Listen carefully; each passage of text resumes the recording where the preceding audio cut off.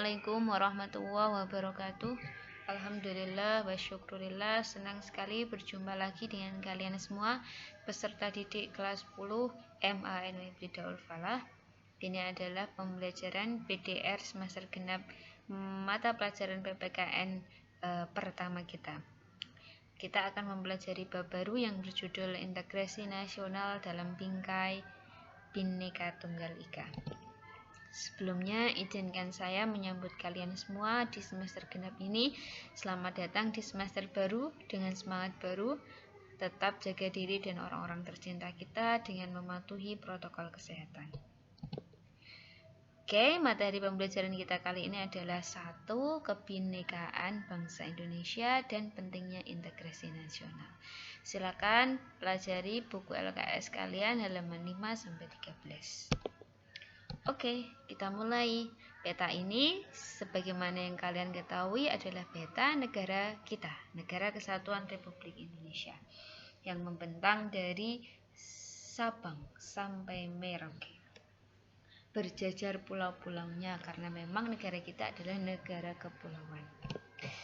Indonesia memiliki 13.466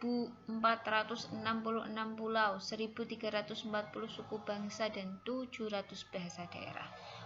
Salah satu negara di dunia yang punya begitu banyak keanekaragaman, baik keanekaragaman budaya maupun keanekaragaman alam. Bentang alamnya kaya, indah, dan berseri. Keanekaragaman sosial budayanya luar biasa beraneka ragam. Walaupun berbeda-beda antara satu dan yang lainnya, negara kita adalah negara yang satu, Negara Kesatuan Republik Indonesia. Indonesia dianugerahi Tuhan dengan kekayaan yang luar biasa, keberagaman yang luar biasa. Kekayaan tersebut, keberagaman tersebut punya dua hal. 1. Potensi, 2. Ancaman. Potensi untuk meningkatkan kesejahteraan rakyat. Juga mengandung ancaman karena perbedaan yang ada. Perbedaan tempat tinggal misalnya, yang di gunung mesti cara hidupnya berbeda dengan yang di laut. Yang di area perkotaan tentu cara hidupnya berbeda dengan yang di desa. Belum lagi adat istiadat antara satu wilayah dengan wilayah lain juga berbeda. Acap kali perbedaan-perbedaan tersebut bisa menimbulkan konflik. Potensi dan ancaman inilah yang harus dikelola dengan baik dan dengan bijak agar kekayaan yang dimiliki Indonesia itu benar-benar menjadi berkah untuk seluruh bangsa Indonesia. Caranya gimana? Semua komponen bangsa harus punya komitmen, harus ikut serta melakukan upaya yang mendorong persatuan dan kesatuan. Ini caranya. Berarti kita harus punya sesuatu yang menyatukan supaya kita itu satu tekad, satu komitmen untuk menjaga persatuan. Kita butuh yang namanya alat pemersatu. Jadi apa sih yang dapat menyatukan kita ini? Salah satunya adalah semboyan Bhinneka Tunggal Ika. Semboyan ini berarti bahwa kita yang berbeda-beda, suku Jawa, suku Batak, suku Sunda, dan lain sebagainya, yang tinggal di Jawa, yang tinggal di Papua, yang tinggal di Maluku, semuanya sama. Berbeda-beda tapi tetap satu Indonesia. Selain itu, kita juga punya dasar negara sekaligus ideologi kita yang namanya Pancasila. Kita punya bendera merah putih, kita punya bahasa yang menyatukan kita, bahasa Indonesia. Berbeda dengan India. India juga salah satu negara yang beraneka ragam bahasa daerahnya. Tapi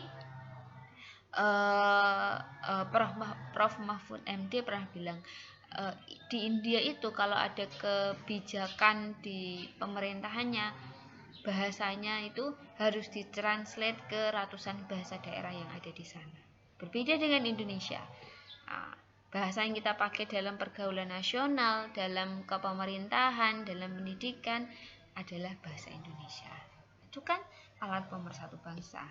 Lambang negara kita Garuda Pancasila, yang di sana tertulis dan dicengkram oleh Garuda Pancasila tulisan Bhinneka Tunggal Ika. Oke, lagu kebangsaan kita lagu Indonesia Raya. Semuanya itu adalah alat pemersatu bangsa. Ada lagi yang lainnya, ada. Di era yang modern ini alat kesenian dan olahraga juga merupakan alat pemersatu bangsa. Potensi-potensi inilah yang harus kita unggulkan dan tonjolkan untuk mendorong persatuan dan kesatuan bangsa. Kita tentu sangat bangga dan haru ketika ada momen timnas itu menjadi juara. Nah, di situ ada rasa kebanggaan menjadi bangsa Indonesia. Jadi olahraga bisa menjadi alat pemersatu bangsa. Lalu penting banget ya persatuan. Iya, persatuan tuh penting banget, apalagi di tengah-tengah keberagaman. Yang sama, sama-sama yang sama aja belum tentu dengan mudah bersatu, apalagi yang beragam kan gitu. Nah, persatuan dalam keberagaman itu penting sekali dan penting untuk dijaga dan diwujudkan.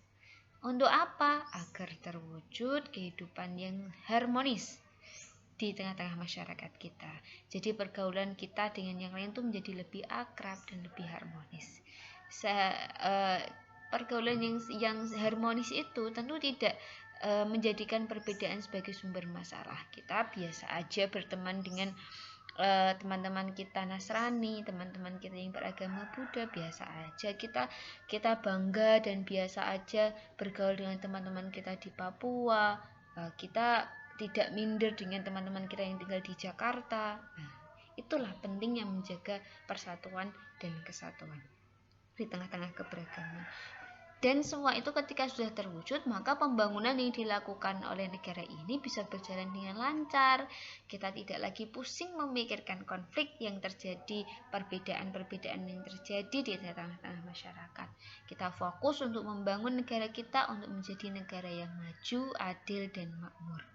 Bangsa lain udah ngomongin soal mendaratkan roket di luar angkasa loh. Kenapa kita masih cekcok dengan tetangga? Nah, itu contoh sederhananya.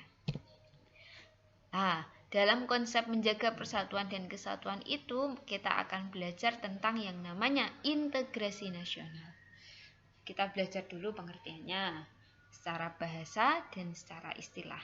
Integrasi nasional, ada dua kata, integrasi dan nasional. Integrasi berasal dari bahasa Inggris integrate, yang artinya menyatu padukan, mempersatukan. Kalau dalam kamus besar bahasa Indonesia, integrasi artinya pembauran hingga menjadi kesatuan yang utuh. Kalau nasional artinya bangsa. Nah, jadi inilah arti integrasi nasional secara bahasa. Kalau secara istilah, di buku kalian ada beberapa tokoh yang mengemukakan pendapatnya tentang definisi integrasi nasional. Saya kutip satu dari Dr. Nazaruddin Syamsuddin.